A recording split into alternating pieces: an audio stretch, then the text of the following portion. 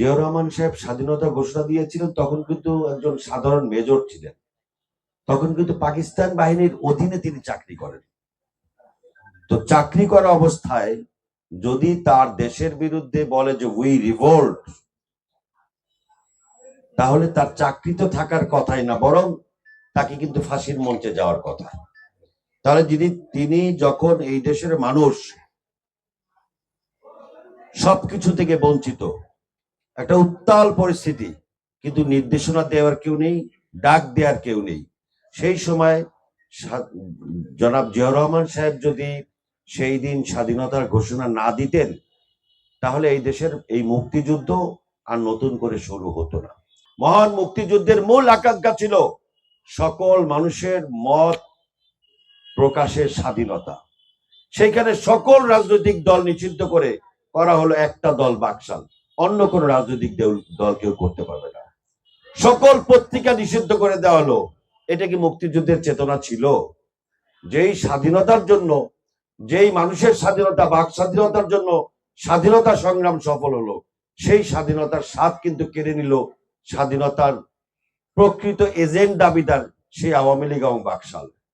সেইখান থেকে শহীদ প্রেসিডেন্ট জিয়াউর রহমান 1975 সালের 7 নভেম্বর সিপাহী জনতার গণ অভ্যুত্থানের মধ্য দিয়ে তিনি কিন্তু আবার রাষ্ট্র ক্ষমতা ফিরে আসলেন। ফিরে এসে তিনি সকল রাজনৈতিক দলকে আবার রাজনীতি করার অধিকার দিলেন। এই যে আজকে ইসলামী দল আছে না, জামাত ইসলামী, ইসলামী আন্দোলন বাংলাদেশ, মুসলিম লীগ, এদের কিন্তু ইসলামী রাজনীতি করার কোনো অনুমোদন তখন ছিল না।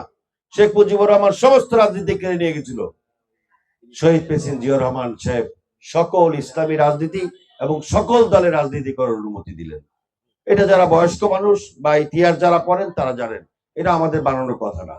সকল পত্রিকা নিষিদ্ধ করে দেওয়া হয়েছিল, শুধুমাত্র সরকার নিয়ন্ত্রিত 4টে পত্রিকা বাদে। সাংবাদিকরা ফেরিওয়ালার মতো ঘুরে বেড়াতো।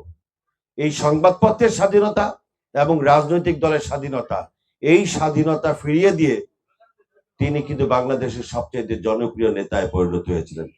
আমরা আসুন এই দলাদলি বিভক্তি বাদ দিয়ে এই দেশটাকে আমরা নতুন করে গঠন করার চেষ্টা করি। জনাব তারেক রহমান সাহেব জিয়াউর রহমান সাহেবের একেবারে হুবহু নকল করছেন, একেবারে প্রতিচ্ছবির মতো কাজ করছেন জনাব তারেক রহমান সাহেব।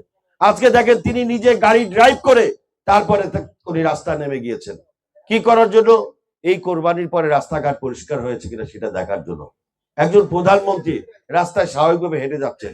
ঠিক জিয়াউর রহমান সাহেব যেরকম ছিলেন, তার প্রতিচ্ছবি হিসেবে তারেক রহমান সাহেব তার অসমাপ্ত কাজ সমাপ্ত করে একটি নতুন আধুনিক সমৃদ্ধশালী বাংলাদেশ গঠন করার চেষ্টা করছেন।